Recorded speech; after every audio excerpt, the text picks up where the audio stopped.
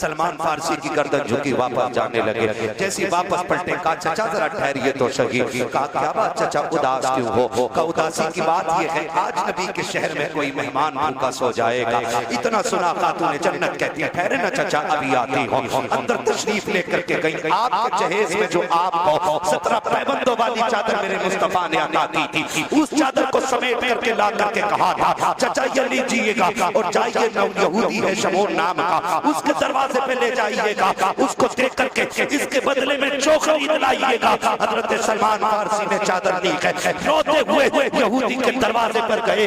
मेहमान भी साथ साथ जा रहा है। जब शमून के दरवाजे पे गए उसने चादर हाथ में ली है और उसकी खुशबू सूंघ के कहता है ये चादर किससे ले आए हो? इसकी खुशबू बता रही है ये किसी जन्नती खातून के सर की चादर उतर के आया। जिंदाबाद जिंदाबाद।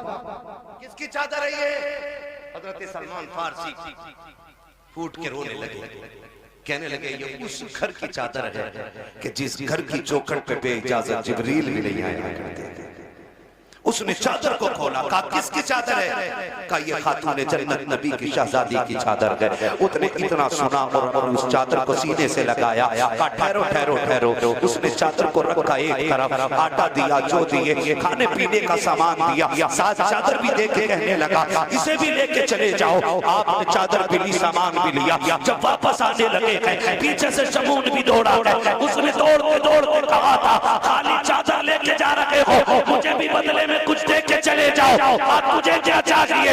मेरी किताबों ने बताया है कि जो आखिरी पैगंबर होंगे उनके घराने की शान ये होगी कि दरवाजे पे भूखा आएगा तो खाली नहीं लौटाया जाएगा, वो अपने घर के सामान बेच देंगे लेकिन आने वाले की जरूरत पूरी करेंगे। उसने कहा मैं समझ गया जिसकी बेटी का किरदार ऐसा है वो नबी की सल्तनतों के साथ दुनिया में आया। सुभान अल्लाह सुभान अल्लाह।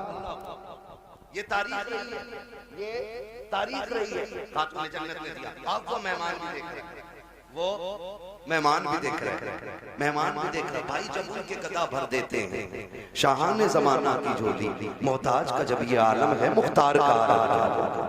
आज हमारे दस्तरखान बड़े तंगों के दस्तरखान, माफ कीजिएगा खाने बैठा कुत्ता आ जाए कह रहा लल्ली डंडा मार, और करवट में हो तो रोटी छोड़ कर खुद ही मार। फिर कह रहा बिस्मिल्लाह वाला बरकत। सुन और गौर से सुन, कुत्तों की अपनी खेती नहीं होती, कुत्तों का अपना बिजनेस नहीं होता।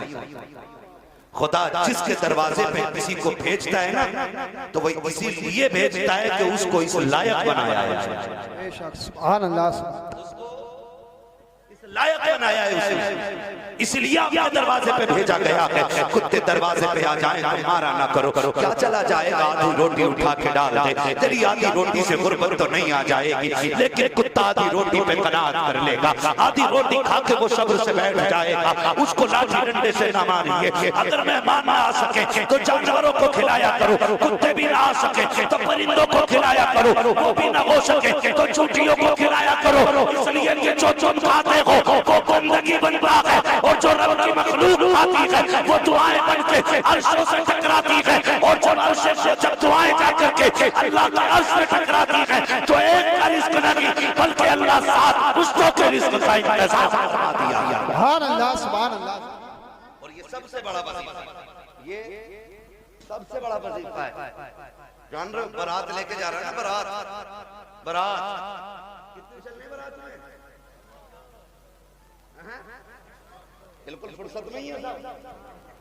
450 जिस बूथ में वोट डाल रहे हैं उसे ही जिता दें, ऐसे ही है ना। 450 बारात जा रही तो कह रहे हैं बारात यार चलिए यार, हाँ भी तुम ना होंगे ना तो बात खराब हो जाएगी यार, कंगे से कोई जानता भी ना ये बदमाशी कर रहा है। और जब वलीमे की बारी आई ना अपने बाप के घर खिलाने की, कह रहे हैं ना मैं तो गरीबों को खिलाऊंगा बस, एक खा पीजिए और 4 मैंने सुन्नत अदा करी है। वो बेगैरत कल जो 400 450 लेके गया था तेरे बाप ने कमा के रख लिया था। ये कंडीशन से निकाह इतना आसान कर दो कि कोई बेटी होने पे शर्मिंदा ना। इतने आसान कर दो निकाह कि कोई बेटी बाप के आगे नजरें झुका के खड़ी ना हो। निकाह इतने आसान कर दो कि बेटी मुस्कुरा के कहे शुक्र है हुजूर की उम्मत में पैदा हो गई। इतने आसान करो निकाह। लेकिन जब और उसमें भी ना फ्लोर में गला वाला चलेगा, क्यों? दाल से कैंसर हो जा।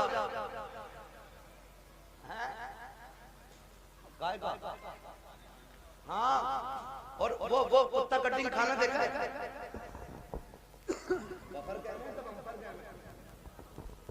अरे खड़े होकर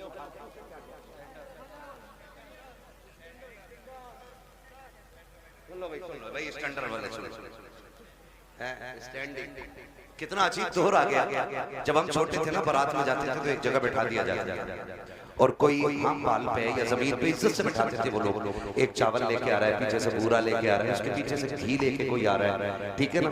ये चलता था। फिर कोई चावल है, किसी के हाथ में सालन है, किसी के हाथ में पानी है, मेहमानों की तरह खिलाया जाता था। अब ना सारे तबाकों में नुकसानी कर दी बैलों की तरह।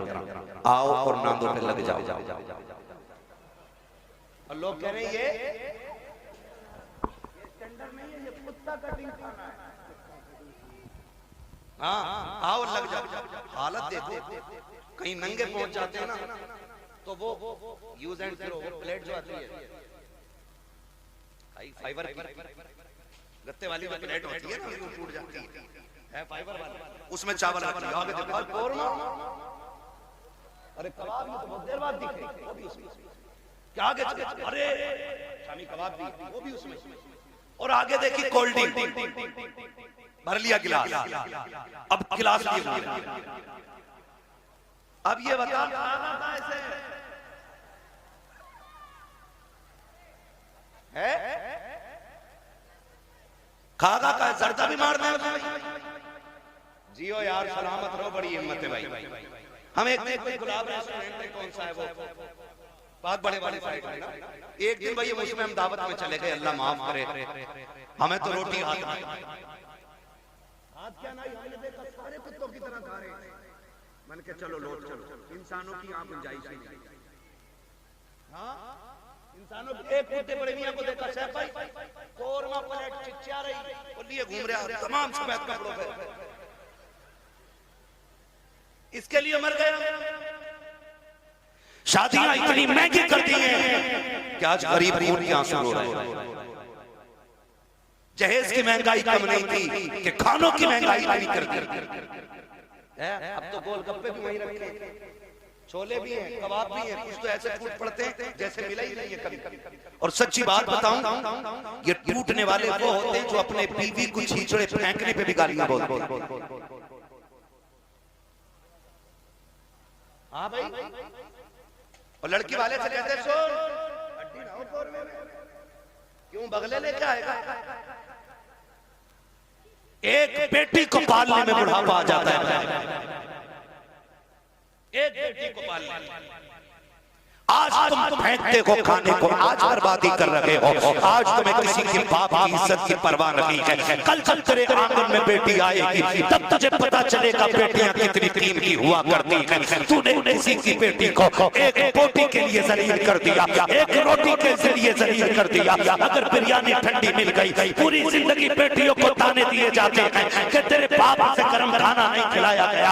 अगर एक बराती फाके से लौट जाए तो गालियां दी जाती हैं कि तेरे बाप से मेहमानों को रोटी नहीं खिलाई गई। और बेटियों वालों, अगर बेटे वाला ताना दे गर्दन मत झुकाना, गिरबान पकड़ के पूछना, बता तूने किस नबी का कलमा पढ़ा है? क्या तेरा भी नबी वो है जो मेरा नबी है? क्या तेरा भी वो रसूल है जो मेरा रसूल है? क्या तेरा भी वो दीन है जो मेरा दीन है? अगर कहे हाँ तो बता कि नबी ने फातिमा की बारात में कितने खाने खिलाए।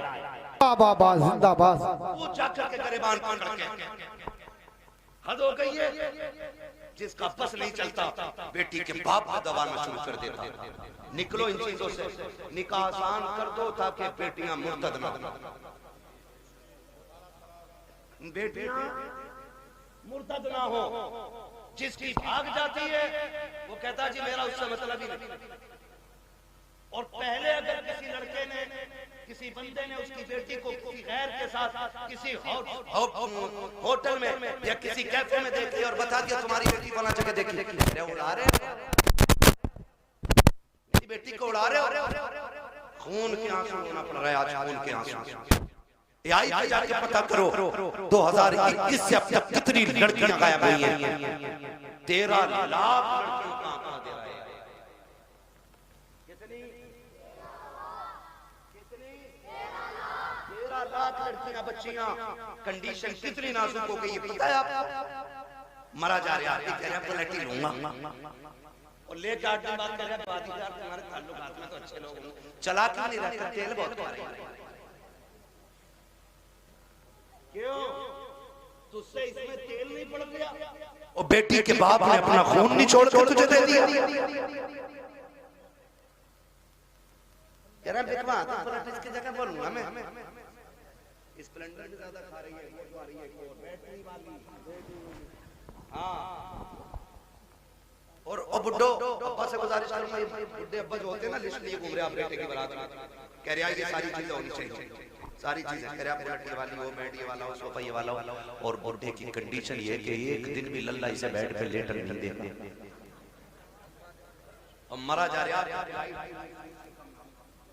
3 इंची वाली प्लाई चाहिए और फिर कह रहा देखो दहेज जो खा रहे ना उनसे कह रहा बेड हल्का है भारी है भाई, ऐसा लगता है इसके बाप बनवा के रख दिया हल्का है भाई, करो यार इन चीजों से बताओ, मुझे एक बात बताओ, बेड घुनेगा कि नहीं, गाड़ी खराब होगी कि नहीं, बोलो जहेज खत्म होगा कि नहीं, तो फिर ऐसी चीज के लिए क्या मांगना जो खत्म होने वाली चीज। और बेटियों से भी गुजारिश करूंगा, ये जो मुखिया की बेटी को देख के अपने अब्बा से कह रही है अब्बा 12 फीट वाला ही फर्नीचर बनवाइए मेरे कमरे में, बेटियों से मेरी गुजारिश कभी अपने बाप से फरमाइश नहीं। और लड़कों से गुजारिश है जो बाप से दगा करके तुमसे शादी करे उससे कभी निकाह ना करना, इसलिए कि जो बाप को छोड़ सकती है जहर देके वो तुझे भी मार सकती है। ये याद 1.5 घंटा हजरत नाली पे बैठ के फोन पे बात करके कह रहे अब्बा जैसी मैंने देखी तुम 7 साल में नहीं देख पाओगे।